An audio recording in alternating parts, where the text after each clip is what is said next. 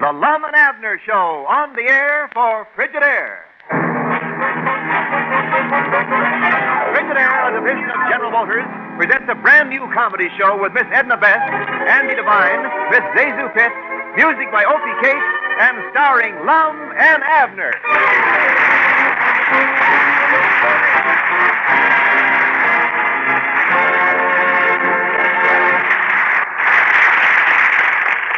Abner, why wasn't you at the meeting of the Pine Ridge Culture and Uplifting Society last night? Oh, where'd they have it? Where we always have it, at the pool hall. Oh, yeah. Abner, it's terrible. There just ain't no excuse for the lack of culture around here. And I told him so last night. You did, huh? Yes, sir. I stood right up flat-footed and demanded that Pine Ridge have a higher standard of ignorance.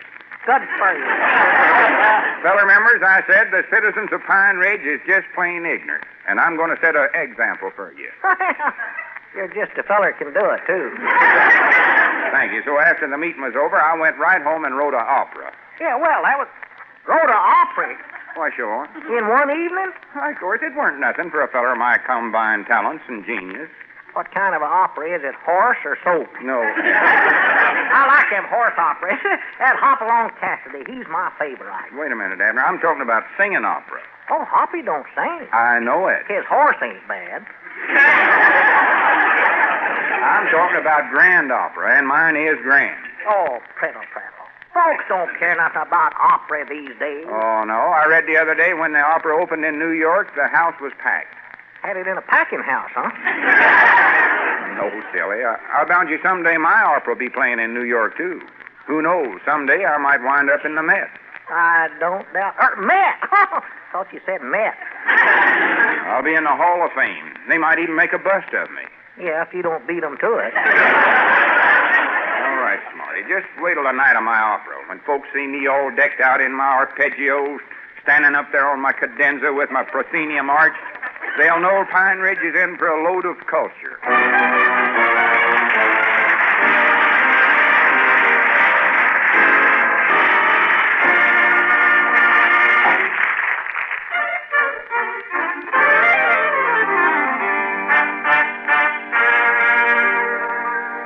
Well, Mr. Beef Oven, how's the opera? Everything's going fine, except for one little thing. What's that? The tickets ain't selling. That's the safest way to have it. I can't understand it. I've put every ounce of talent I've got in this opera. Maybe a ounce ain't enough. I've put my heart and soul in it. Don't sound like much of a cast. Offhand, I'd say folks would rather see actors. What you need, Lum, is a big star. Yeah, well, wait a minute. Granny's, Abner, I believe you've given me an idea. Well, good for me. I know how I can get this opera of mine to play the standing room. You mean you're going to take out all the seats? Well, I'm going to do like they do in New York. Get me an opera star.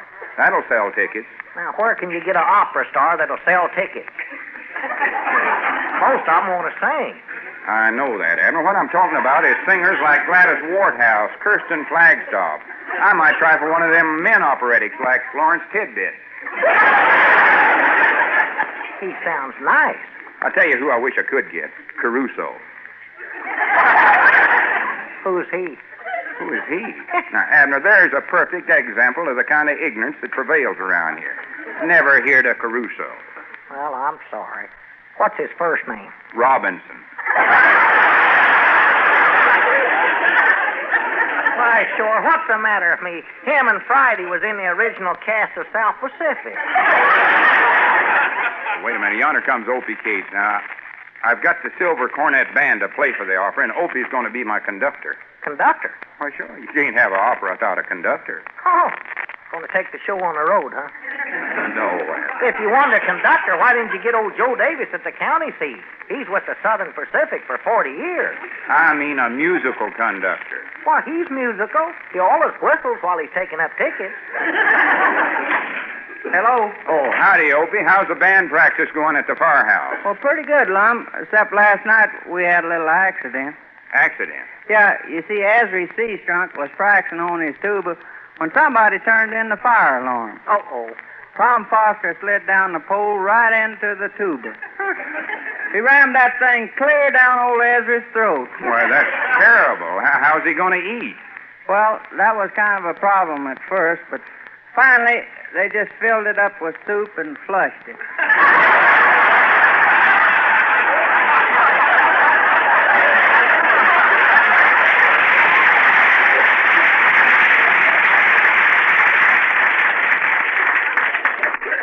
Now, that's what I call clear thinking. Wonder how a feller comes to take up playing something like that anyway. Oh, fellas has different reasons, I guess. I took up the saxophone once, but I had to give it up.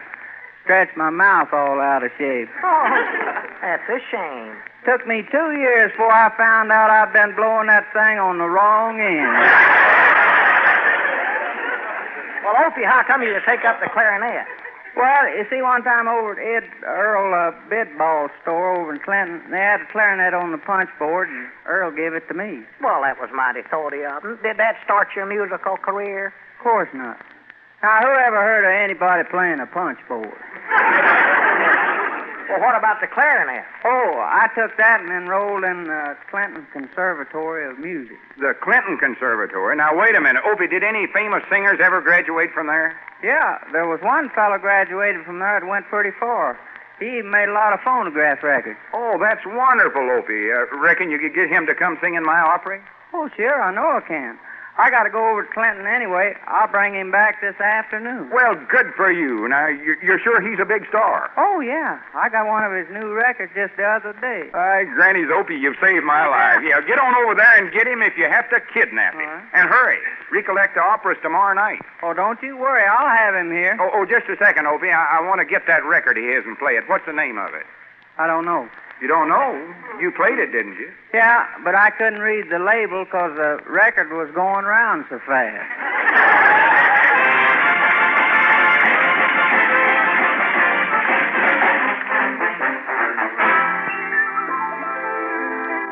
Hot dog, Abner. These tickets are going like hotcakes since I announced we're going to have a big opera star. Yeah, some opera star. Don't even know his name. Well, that don't make no difference, as long as folks knows he's a big star. Yeah, well, I reckon you're right. Here comes Luke Spear, and from the rate he's traveling, he must have heard about it. Has that knuckle-headed nephew of mine been in here? Why, yeah, Luke, he was... Well, where is he? I'm going to wring his neck. Lum sent him to Clinton to get an opera star. Opera star? That's just dandy. He better get one that knows how to wash dishes. He'll have to pile of them a mile high in my restaurant. Well, just calm yourself down, Luke. He'll be right back. By the way, would you like a couple of tickets for my opera? No. I hear enough beller at my restaurant about the food. Well, now, Luke, you owe it to yourself to see this opera. I'm presenting the tragic story of Samson and Delilah. I don't care if you're presenting Sam and Antonio. When he ain't back here by supper time, I'll pulverize him. Wait, Luke, don't run off mad. Now, if you won't jump on, Opie, I'll give you 2 tickets to the opera. Oh, well, thank you very much, Lum. I'll enjoy it. Enjoy it? Thought you said you hated opera. I do, but this one will be a pleasure. Huh? I just blew the tube in my hearing aid.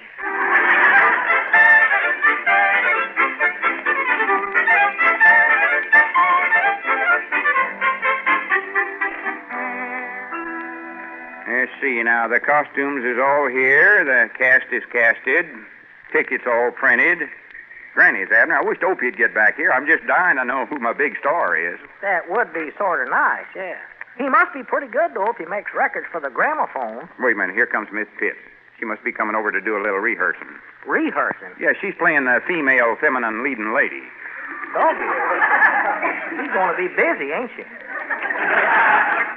Well, come in, Miss Pitts. How's my singing leading lady today? I'm feeling just fine. And how are you, my dear Mr. Edwards? Oh, just dandy. And how is your little partner, Mr. Peabody? This is making me a little sick. Abner, would you cut that out? Well, it is. Well, Miss Pitts, we better get started rehearsing. We got a lot of work to do. Oh, my, yes. Isn't it thrilling, Mr. Edwards? Imagine, me on the stage. It takes my breath away. Too bad it keeps coming back. Now, that'll be enough out of you. Oh, Mr. Edwards, I'm so proud of you. Writing an opera. Who knows, you may compose sonatas, cantatas, and concertos like Mozart. Well, that stuff might be all right for Mo, but I figured on writing music. You know, the thing that touches me most is that you chose me to play the leading role of Delilah. Why? I'm not very young. Oh, sure you are. I'm not glamorous. Yes, you are. I'm not beautiful. Well, don't stop now. Keep arguing. Take my word for it, you fit the part perfect. Now, Miss Pitts, would you mind loosening your vocal cords? Why, Lum Edwards, you old rascal.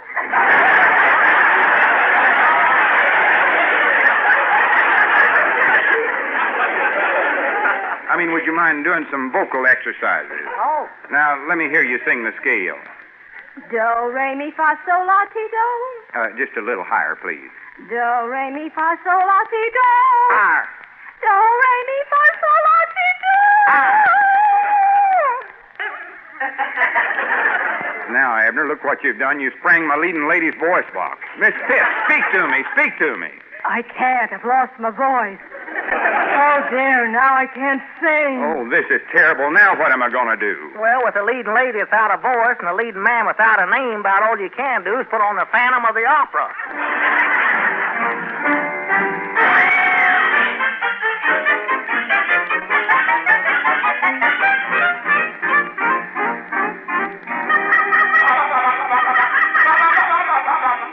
No, Lum, I will not do it. I will not play the part of Delilah. Abner, you've got to. I'm in a spot. No. But, Abner... I ain't done yet. No.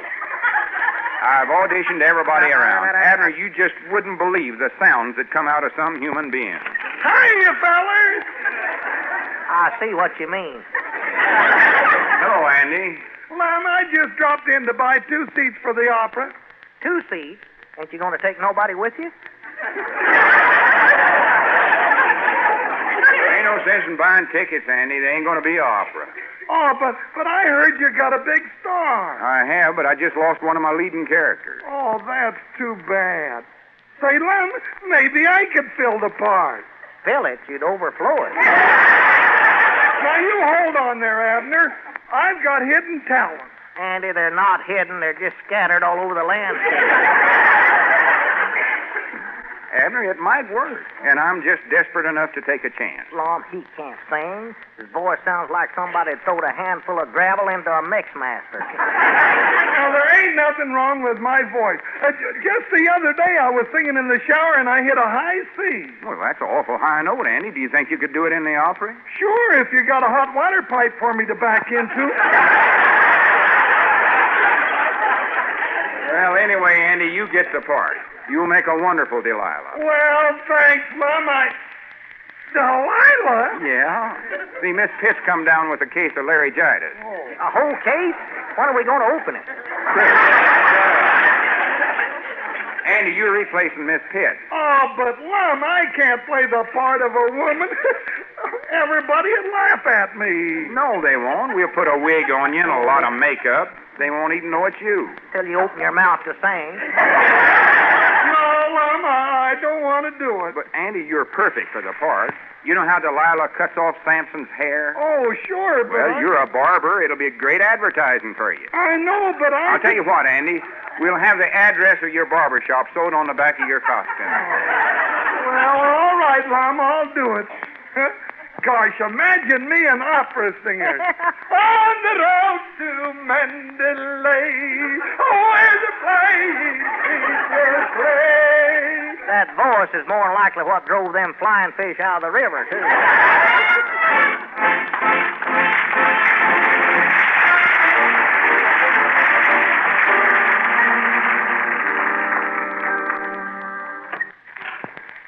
Hello, Lum. Opie, you're back. Yep, I made it. You just did. Where's the big singing star? Now, don't tell me you didn't find him. Oh, he's here. He's waiting out. Standing. Well, how do you do, sir? As impresario of the Pine Ridge Opera, it is a pleasure and an honor to welcome a musical obligata of your standing. Our fair city is yours. Your wish is our command. Anything you want, you have but to speak. Did I take off my shoes? My feet are killing me. What? It's the buttons on them, or to have them sent over. Granny's Opie, this is the big singing star? Yeah, he's pretty famous, too. Famous. Say, who in the world are you? Tennessee Ernie.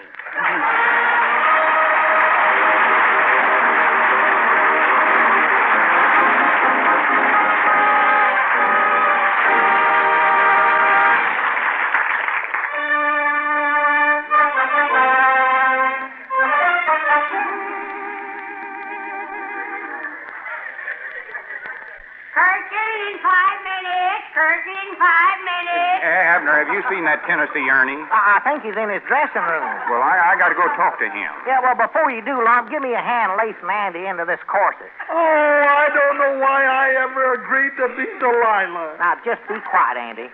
Now, take a deep breath. Hey, quick, Lum, grab that lace and I'll grab this. Come on, now, pull. That's not what Yeah, there you are now, Andy. Now, let out your breath.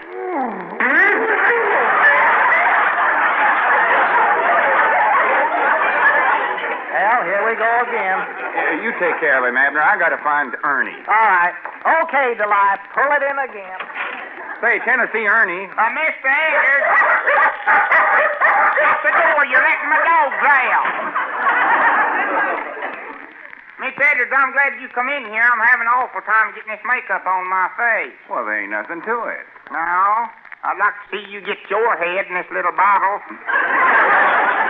Goodness sake. Now, look here, Tennessee, or Ernie, or whatever your name is. It's Tennessee Ernie. They call me that because I was born in Georgia. Well, why don't they call you Georgia Ernie? That'd be silly.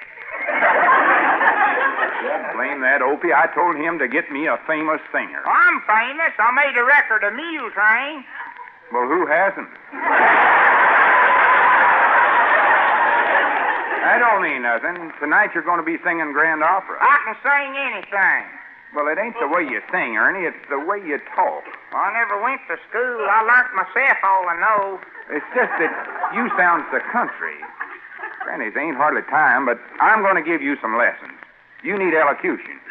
You know what elocution is? I ought to. I lost my daddy and two brothers that way.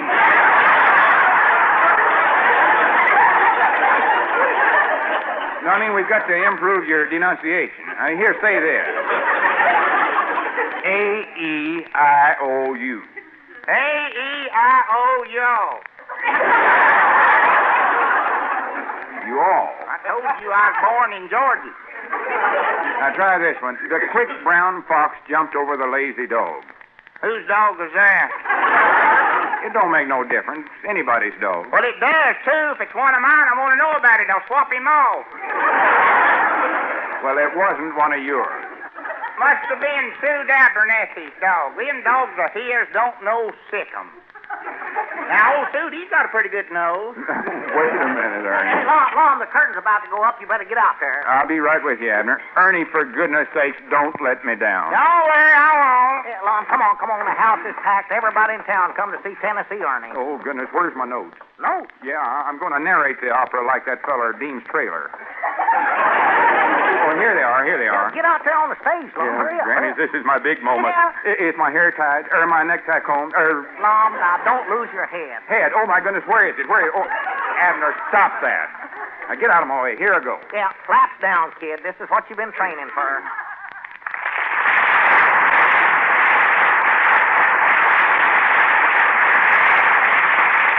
Good evening, ladies and gentlemen. It does my heart good to know that the people of Pine Ridge is so interested in a higher type of illiteracy. And now let's start. I see that Maestro Opie Cates is ascending the podium.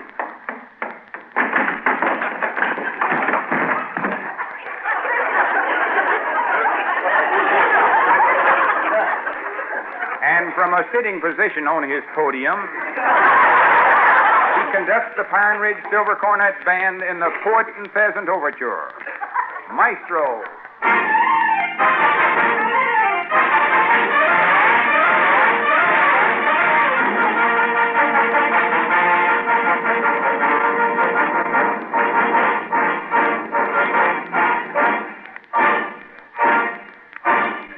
Thank you. Now we would like...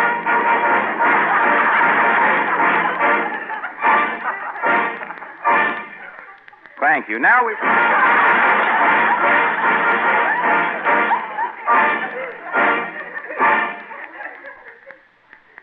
Thank you. Now we will let...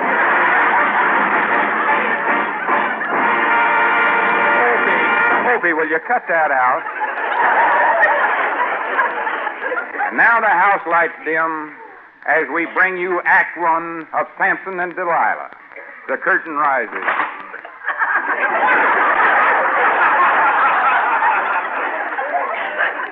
The scene, a circus. Samson, the strong man, comes out and sings to an admiring crowd. My name is Samson. His muscles are like steel. I've got iron in my blood, and lead is steel. I'm as rugged as a polar bear, and I can lift a Frigidaire. The secret of my strength is in my hair. Howlers drink by pallets. Delilah enters. She's the tattooed lady. She's got sex appeal written all over her.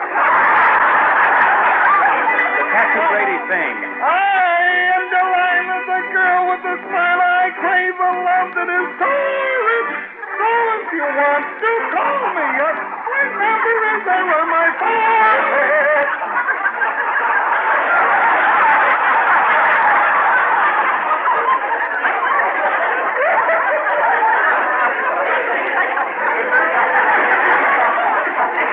Samson falls in love with Delilah. He ain't got time to buy an engagement ring, so he picks up a crowbar and bends it into the shape of a lover's mouth. He presents it to her.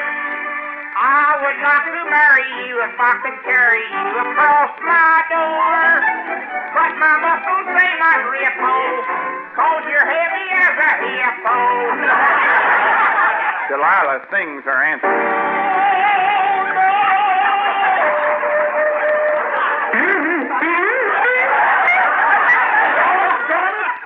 That last note busted ever stay in my corset.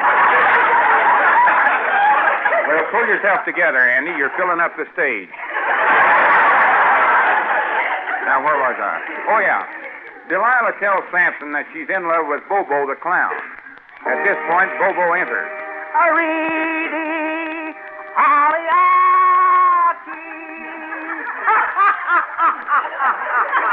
Abner, that ain't necessary.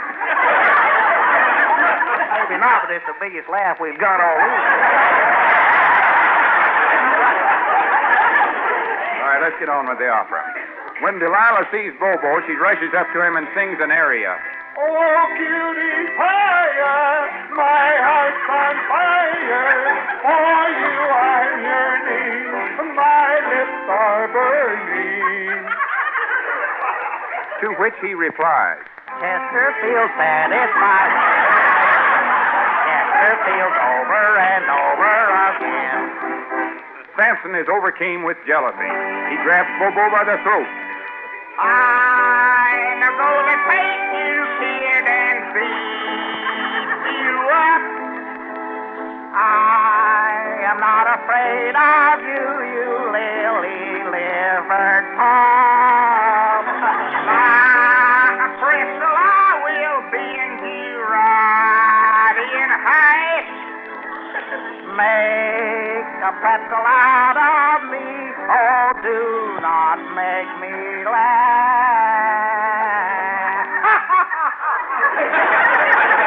Seeing that Samson is going to come between them, Bobo and Delilah decide to cut off Samson's hair so he'll lose all of his strength. We'll cut off his hair.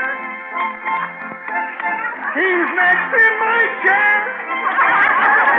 I'll give him a shave at Andy's, you say. My prices are right. We're open all night. I just said to give your address, not a spot announcement. Anyway, after all that haircutting, Samson looks like Mount Baldy. The lovers plan to escape, but the next morning they meet Samson, and he has grown a new crop of hair. They can't understand how he grew hair so fast, but he answers the question for them. Negro, Negro, Negro. He grabs Delilah by the arm. Delilah, you're going with me. Oh, no, I'm not. You cannot move me. Oh, yes, I can move you. But how will you do it?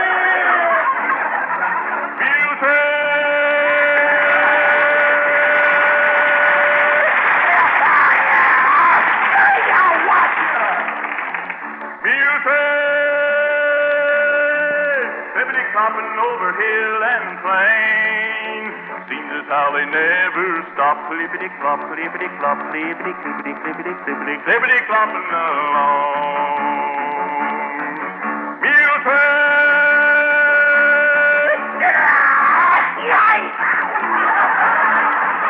Mule train. Clippity clopping along the mountain chain. Soon they're gonna reach the top. Clippity clop, clippity clop, clippity clippity clippity clippity clippity clopping along. There's a bustling called actor for a miner in Corona, a guitar for a cowboy way out in Arizona, a dress of calico for a pretty Navajo. Get along.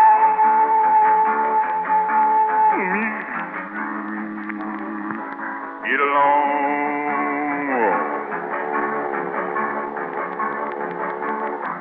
Mule train! Get out! Mule train!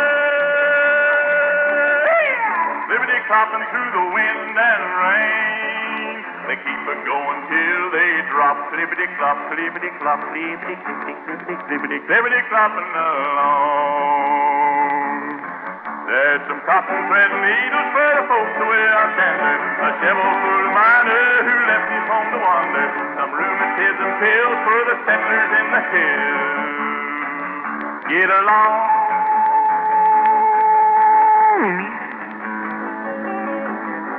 Get along.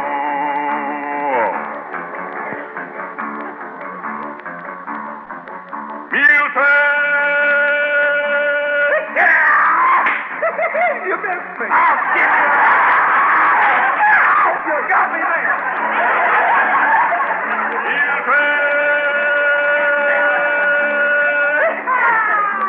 Oh.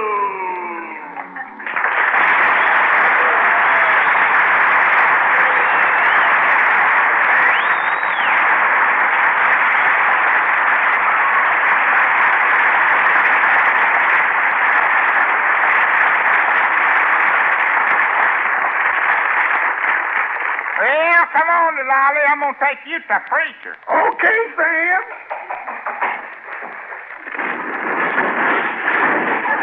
What's as far as you bring a wagon in here first? You forgot to take my harness off.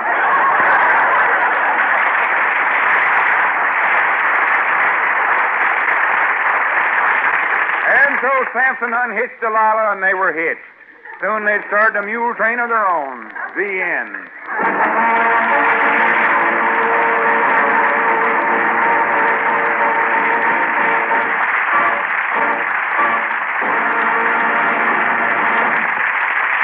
You may have heard us mention once or twice that this fall you hear them all on CBS. This same holds true for this winter, too. Here's just a reminder of Sunday nights on CBS.